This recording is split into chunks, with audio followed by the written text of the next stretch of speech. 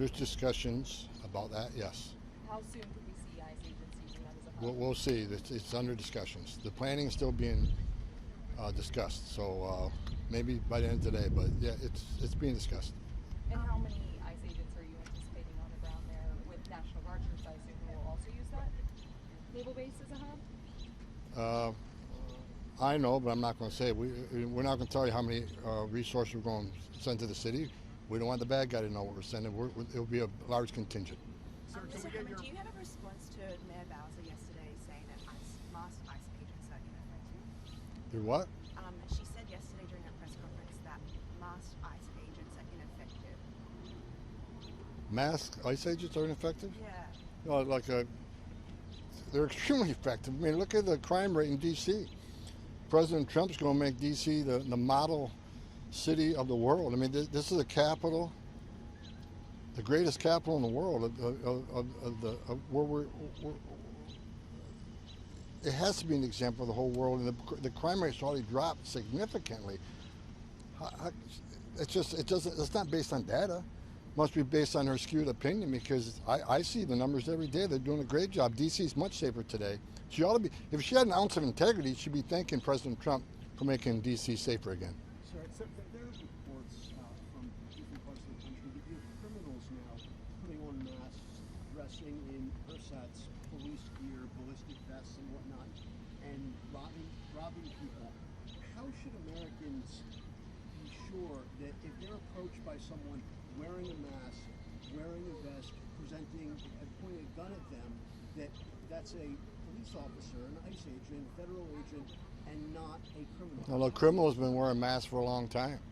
I mean, I saw groups like Antifa commit thousands of crimes over the past few years wearing masks, and no one complained about it. But look, every ICE officer has insignia on whether HSI or ERO. And I can't prevent someone from making pretend they're. I've seen in my career, I've seen people paint a car as a Border Patrol color. Unfortunately, that happens. We'll hold them accountable when they're caught. But the bottom line is, I don't particularly like masks, but the ICE officers need the mask because their families are being doxxed. And believe me, I know, because I'm a victim of it. Their families are being doxxed, their children are being doxxed, their families are being put in harm's way. But no one asks the question, why didn't you got all these legislators out there want to pass laws that prevent ICE from wearing masks? Meanwhile, I don't see any legislation in Antifa on masking, or these people do these violent counter protests. It's not just protests that turn violent and attacks ICE officers. No one's asking for legislation to take their mask off. So ICE agents are doing what they got to do to make this country safe again. So they're doing a fabulous job. It's a dangerous, important job. But their families are being attacked. And I know for a fact, because my family's been attacked. I support them wearing masks. And a lot of it's based on, that question should be given to the lawmakers on Capitol Hill, Democrat lawmakers who want to compare ICE to racists, the Nazis. It's just disgusting, because ICE is enforcing the laws they enacted. If Congress don't like what ICE is doing, they can certainly change the law. And the protesters, the ones that turn violent against ICE, why don't they go to Capitol Hill and protest Capitol Hill? They wrote the law that ICE is enforcing. So any member of Congress to call ICE a racist or a terrorist for enforcing the law they wrote is disgusting on every level. They shouldn't be a member of Congress. Mr. Homan, the other day in the cabinet meeting, the president talked about trying to find the right balance between the president's tough immigration policies and also helping out American farmers who rely on undocumented migrants to pick their crops. What does that compromise look like from your perspective? I'm not going to get ahead of the president on that.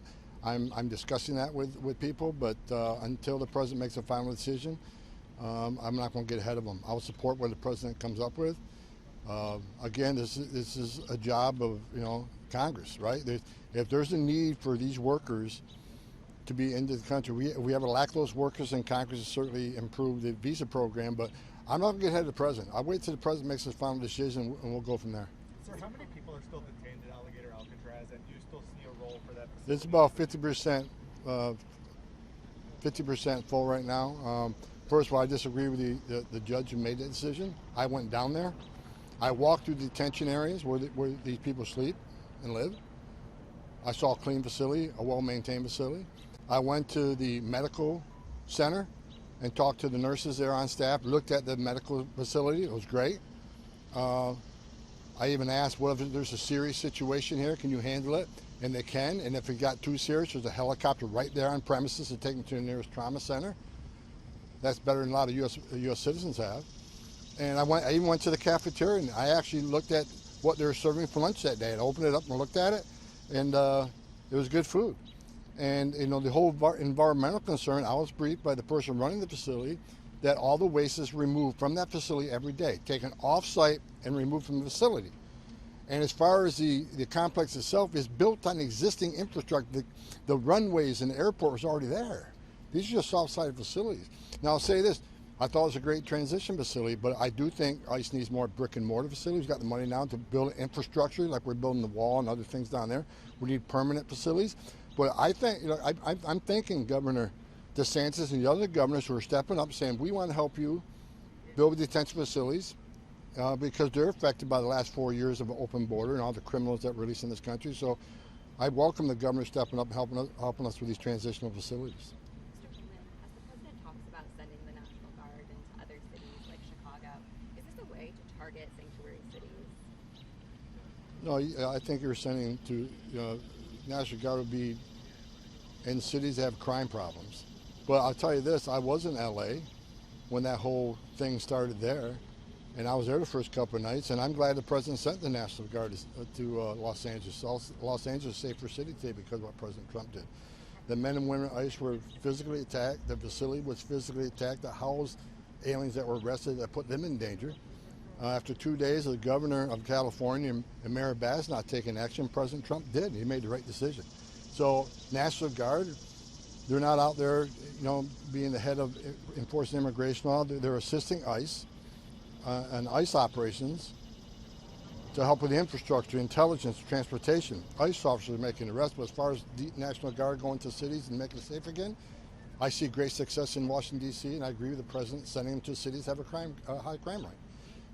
If these mayors choose to not address the crime rate, President Trump is going to. He made a promise to American people, and that's why he's sitting in the Oval Office.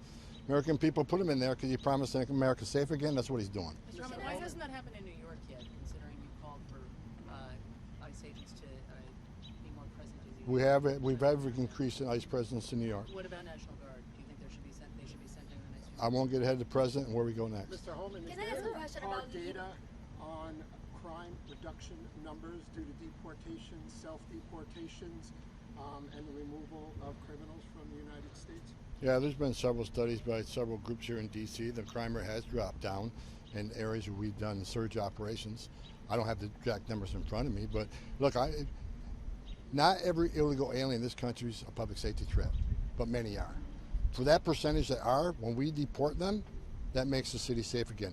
And despite what I read in the media, that we're arresting all these non-criminals, I look at the number every morning on the way here. I look at the numbers every morning. There's about 22 pages of data.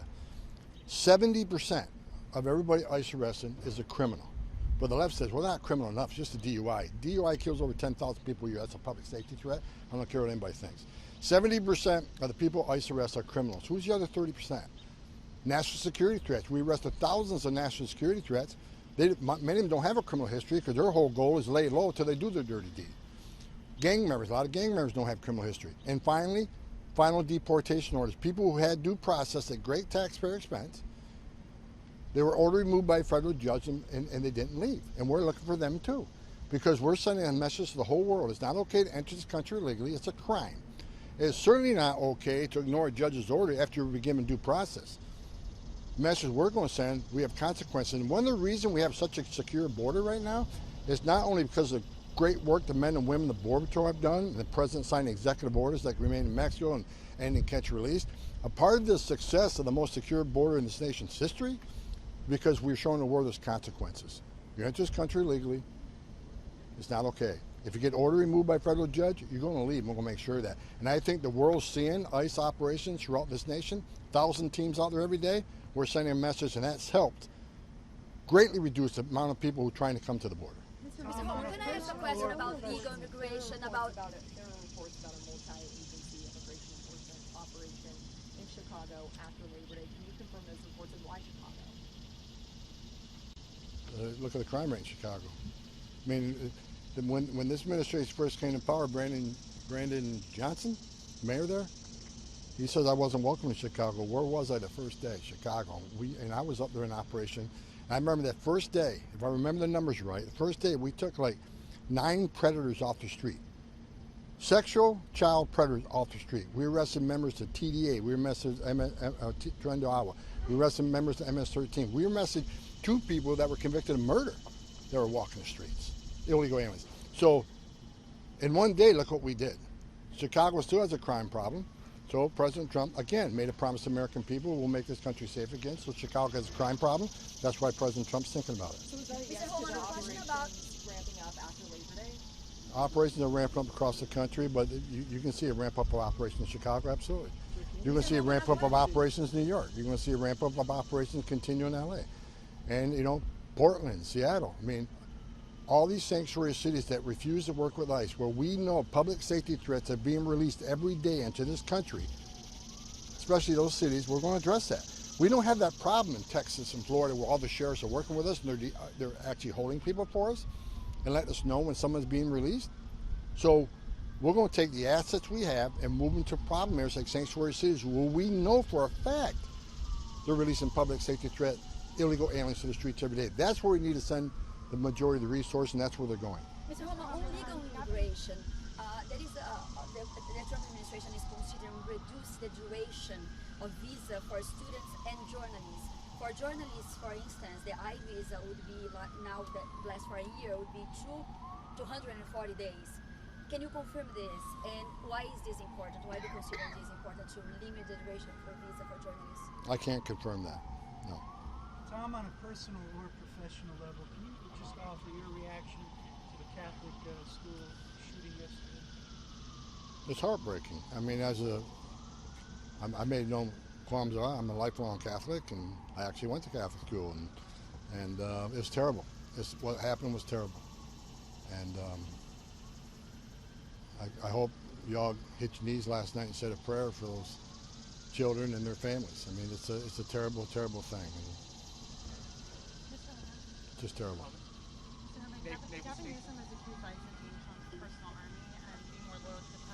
Gavin Newsom is an embarrassment to the position he holds.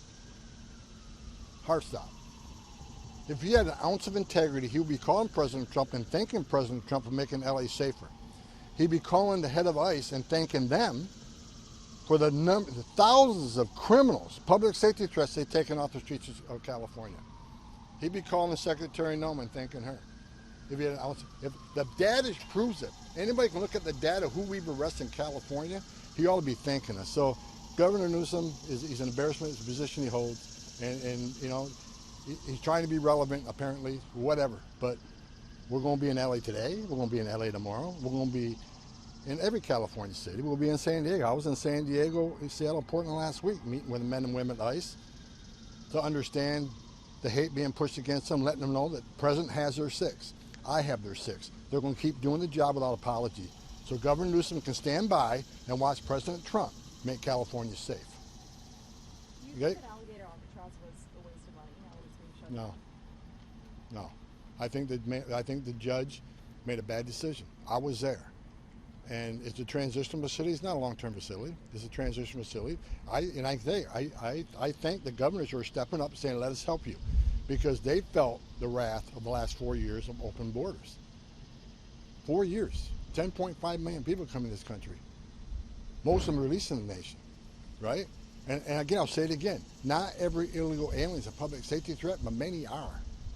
But we have the most secure border in the history of the nation today because of President Trump and the men and women of the Border Patrol and the men and women of ICE. This country is safer. And with illegal immigration down 94 to 96%, you all know this, there's been studies done to say 31% of women that make that journey get sexually assaulted by the cartels. Under Joe Biden, we had a record number of aliens die making that journey, over 4,000. That's a historic number of people dying making that journey. Historic number of people, 250,000, died from fentanyl poisoning because of that open border and fentanyl flowing across. Sex trafficking of women and children were at historic highs. Number of known suspected terrorists, over 400 just on the southern border, an historic high. So when President Trump has illegal immigration down 94 to 96%, how many women aren't being raped making that journey? How many children aren't dying making that journey? How many aliens aren't dying making that journey? How many Americans aren't dying right now from fentanyl overdoses because that border is secure? How many women and children aren't being sex trafficked in this country because of what President Trump did? President Trump's success on the border is unprecedented. He's saving lives by the thousand. Even the wall. People want to attack the wall as his vanity wall. This is America's wall. Because every place they build a wall, illegal immigration is decreased, illegal drug flows decrease. But one of the most important things no one talks about, the wall saves lives. Women and children can't get over that wall, which means they go to a place where there's not a wall. And what's waiting on them? The men and women, the border patrol, who's going to take care of those medical needs, because a lot of them are in bad shape when they get there. President Trump's on the border. His success on board is unprecedented. I wake up every day proud I'm working with this guy because he's the greatest president of my lifetime, and he proves it every day. Thank you.